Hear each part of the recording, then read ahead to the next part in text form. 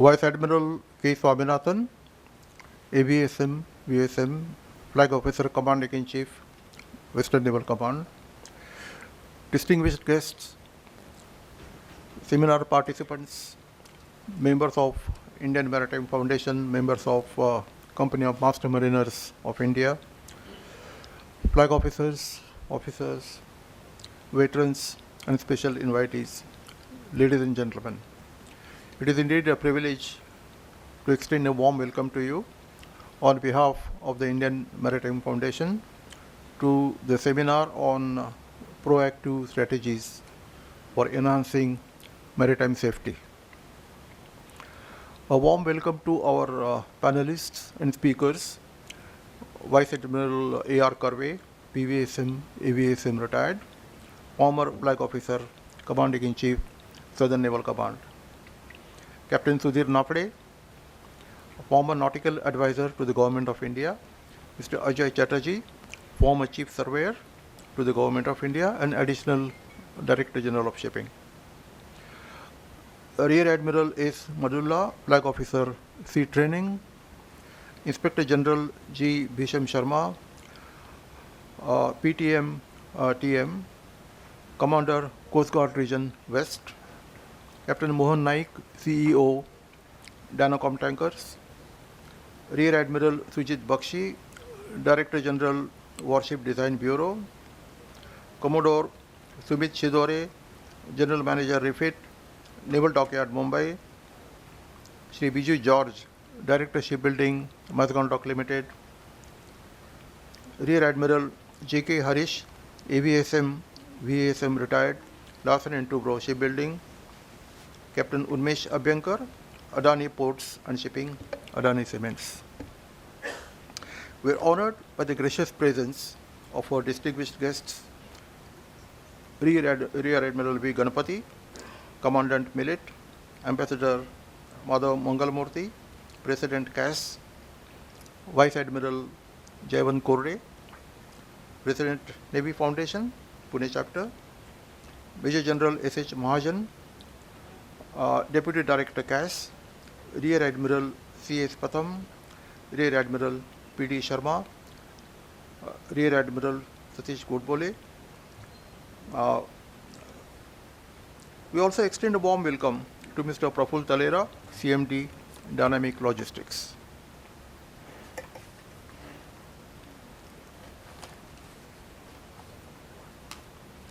A welcome to the members of the core study group of IMF who provided valuable guidance in the planning and preparation of this seminar. Vice Admiral Vinod Pasricha, Vice Admiral Ashok Subedar, Vice Admiral DSP Verma, and Vice Admiral MS Pawar. Thank you, sir. In case I have failed to mention any names due to oversight, please accept my apologies. And I have a feeling I have missed a few names. We are thankful to all those who are present here. May I give a brief introduction of our chief guest. Vice Admiral Krishna Swaminathan was commissioned into the Indian Navy on 1st of July 1987. He specialized in communication and electronic warfare. The Admiral is an alumnus of the National Defence Academy, Kadakwasla, the Joint Services Command and Staff College, Shrivenham, UK, the College of Warfare, Karanja, and the United States Naval War College, Newport, Rhode Island, USA. The Admiral's sea service includes the command of various frontline vessels, including the guided missile destroyer INS Mysore and the aircraft carrier INS Vikramaditya. The Admiral has held several prestigious staff and training appointments, including that of the Vice Chief of Naval Staff at the Naval Headquarters. He assumed charge as a Flag Officer commanding Western Naval Command on 31st July 2025. A warm welcome to you, sir, and thank you for giving your valuable time to be here. We were honored by your presence at the joint seminar in Mumbai last year. Pleasure to have you back with us again. Today's seminar is about enhancing maritime safety. We'll be discussing various topics of interest: navigational and operational safety, ship stability, hull design and maintenance, industrial safety in ports, industrial safety in shipyards, and welfare of our speakers and moderators representing the Indian Navy, the shipyard industry, the shipping industry, classification society, port operators will all enlighten us with their views on these diverse aspects of maritime world.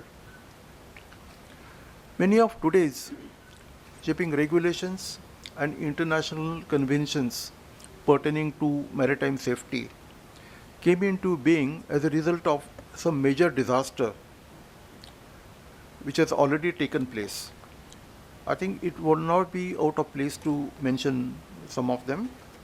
The first that naturally comes to mind is the sinking of the Titanic in April 2012, which led to the first international conference on safety of life at sea in 1914. New regulations were introduced with regard to the number of lifeboats, life-saving appliances, radio watchkeeping, and recommendations pertaining to structural integrity, watertight subdivisions, etc. The current version of SOLAS 1974 has been amended several times, new chapters have been added, and the process continues. 44 years after the Titanic disaster, in July 1956, there was a major collision between the Swedish passenger liner Stockholm and the Italian luxury liner Andrea Doria in the approaches to New York. It resulted in the sinking of the Andrea Doria with loss of 51 lives. Both ships had operational radars. The collision came to be described as the world's first major radar-assisted collision at sea. It led to changes in Colreg's 1960 introduction of the mandatory radar observers course, and eventually, some years later, ARPA, the automatic radar plotting aid, which is in use today. On 18th March 1967, oil tanker Torrey Canyon ran aground on a reef off the southwest coast of England, spilling about 100,000 tons of crude oil. It caused devastating damage to the sea and the shores of England and France. The disaster was a major factor in the development of MARPOL 1973, the International Convention for the Prevention of Pollution from Ships. And finally, in September 1980, British registered Obo Derbyshire, foundered in the South China Sea, in severe typhoon. No distress signal was sent and there were no survivors. Forensic investigation was carried out much later, a few years after the incident, when the wreck was found. And the conclusion was that the ship had sunk due to structural failure. This was not an isolated incident. Approximately 170 bulk carriers sank between 1980 and 2000. Majority of them due to structural issues and some due to various other causes.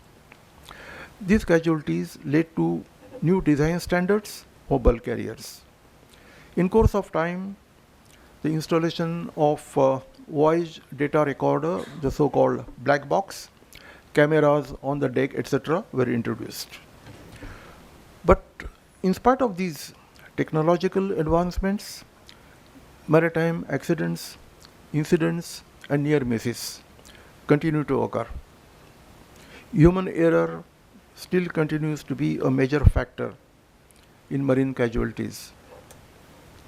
It may seem a paradox, but technology appears to be creating new risks while in the process of mitigating old ones.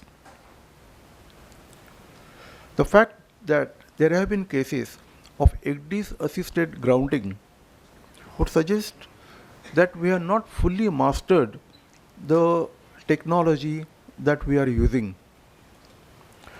As this seminar is about proactive measures, what challenges do we see ahead? Number one, cyber security, geopolitical conflicts and their impact on shipping, targeting of commercial vessels as in the Red Sea, climate change and its impact on maritime operations, challenges associated with evolving technology like e-navigation, remotely operated vessels, autonomous vessels, etc. I think our speakers and moderators are better qualified to speak on these issues than I am. So let us hear what they have to say. Thank you all once again for being here and good day.